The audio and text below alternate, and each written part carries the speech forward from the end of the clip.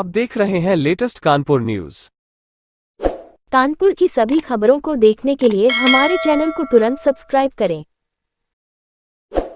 भीतरगांव विकासखंड के बिरहर क्षेत्र में रहने वाले दो सगे भाइयों ने प्रधानमंत्री मोदी की बागवानी की बातों से प्रेरित होकर लाइफ गार्डन तैयार कर इतिहास रच डाला। बगीचे का रख रखाव कर दोनों भाइयों ने लगभग 3500 से ज्यादा कई प्रजातियों के देशी विदेशी पेड़ लगाए हैं। लगभग 500 से ज्यादा कानपुर समेत अन्य जिले से आए लोगों ने पेड़ों को गोद ले रखा है, जहां पेड़ों के नीचे लोगों के नाम की तख्तियां भी लगाई गई है। पेड़ों के नीचे लगी तख्तियों के द्वारा लोगों के नाम से पेड़ों की पहचान होती है। पेड़ों पर समय समय पर जैविक खाद समय समय पर डाली जाती है। वहीं गार्डन में पेड़ों की निगरानी के लिए सीसीटीवी कैमरे भी लगाए गए हैं। बताते चले कि हरि मिश्रा व ओम मिश्रा भीतरगांव विकासखंड के बिरहर गांव के रहने वाले दो सगे भाई हैं। हरि मिश्रा के पिता रामस्वरूप मिश्रा स्वास्थ्य शिक्षा अधिकारी पद से रिटायर्ड है और मां पद्मावती शिक्षिका पद से रिटायर्ड है। दोनों भाई कई मीडिया संस्थानों में काफी समय तक काम कर चुके हैं। हरि मिश्रा ने बुंदेलखंड में काम करने के दौरान वहां पर पानी की समस्या को करीब से देखा। इसके बाद उनका तबादला औरैया हो गया, जहां पर उन्होंने किन्नू के कई बगीचे देखे। वही प्रधानमंत्री मोदी की बागवानी की बातों से प्रेरित होकर उनके मन में बगीचा लगाने का ख्याल आया, जिस दौरान दोनों भाइयों ने एक साथ नौकरी छोड़ दी। गांव वापस आने के दौरान उन्होंने किन्नू व अमरूद के 10 पेड़ लगाए, जिसका नाम लाइफ गार्डन रखा। जिस दौरान उन्होंने अपने फेसबुक पेज पर लोगों को पेड़ लगाने के लिए जागरूक किया। साथ ही पोस्ट में उन्होंने लिखा कि जगह के अभाव के चलते जो लोग पेड़ नहीं लगा सकते हैं, वह पेड़ों को गोद भी ले सकते हैं। वही पोस्ट में उन्होंने लोगों को फोन द्वारा पेड़ों को गोद लेने की बात कही है, जहां पेड़ों के नीचे उनके नाम की तख्तियां लगा दी जाएगी। वही पेड़ों की देखभाल वह स्वयं करेंगे।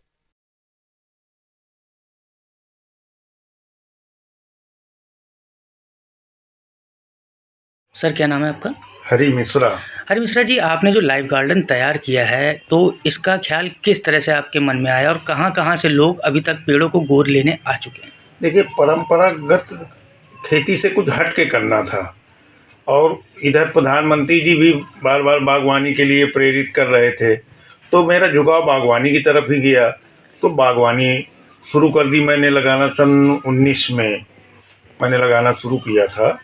तो हमारे पास किन्नू है, मौसम्मी है, एप्पल बेर है, ताइवानी अमरूद है, अपना इंडियन अमरूद है और आम के पेड़ हैं, लाहौरी नींबू हैं। इस तरीके से कई वैरायटी का मैंने बाग लगाया।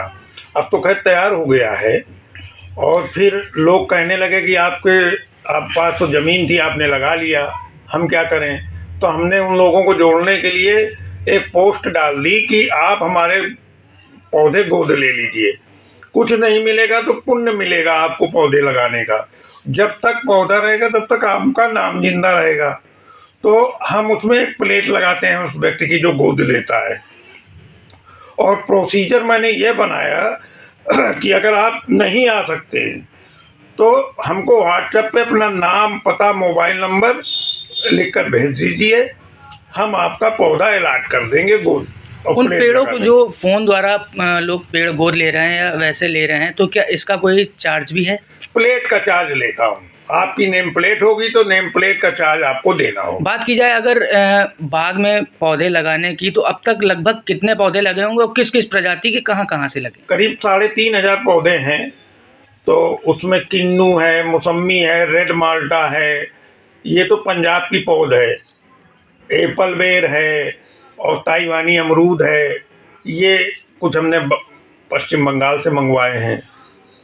कहाँ से लोगों ने अभी तक आके पेड़ों को गोद लिया है? कई स्टेटों के लोगों ने लिया है, यूपी के तो लिए हैं, बहुत सारे जिलों के, और हैदराबाद से, गुजरात से, पश्चिम बंगाल से, मध्य प्रदेश से, तमाम सारे। अब जुबानी याद बताया नहीं जा सकता, लेकिन ढेर सारे लोगों ने लिए। जैसा कि वहाँ तख्तियाँ लगी हुई दिखाई दी हैं, जिसमें कुछ प्रशासनिक अधिकारी व शासनिक अधिकारी व समाज सेवी भी हैं, तो उसके बारे में क्या कहना आपका? हाँ, तो ये है कि अधिकारी भी, कौन पुण्य नहीं चाहता, बड़ी बात ये है, सब कोई चाहता है। और बगैर कुछ किए धरे अगर पुण्य मिल रहा है तब तो फिर कुछ कहने की बात ही नहीं है।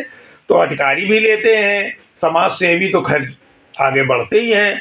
और हमारे पत्रकार साथी तमाम सारे हैं जो दूर दूर इस समय है पूरे भारत में, वो अपनी तरफ से पहल करते हैं, लोग तो तारीफ भी करते हैं इस चीज़ की। तो ये अनवरत चल रहा है। जैसे कि मतलब जानकारी अभी तक आपने काफ़ी लंबे समय तक मीडिया संस्थानों में, कई मीडिया संस्थानों में समय अपना दिया है, उसके बाद ये विचार किस तरह से आया और आपने मतलब नौकरी छोड़ के मतलब ये बागवानी की तरफ आगे बढ़े? कुछ तो करने होता है और कुछ नया करने की, जब लिखते हैं तो करने का भी मन होता है। तो हमारे पास ज़मीन थी, ऑप्शन थे ढेर सारे, तो मैंने शुरू कर दिया, मुझको ये ठीक लगा। आज आप हमारे चैनल के माध्यम से लोगों को क्या संदेश देना चाहेंगे?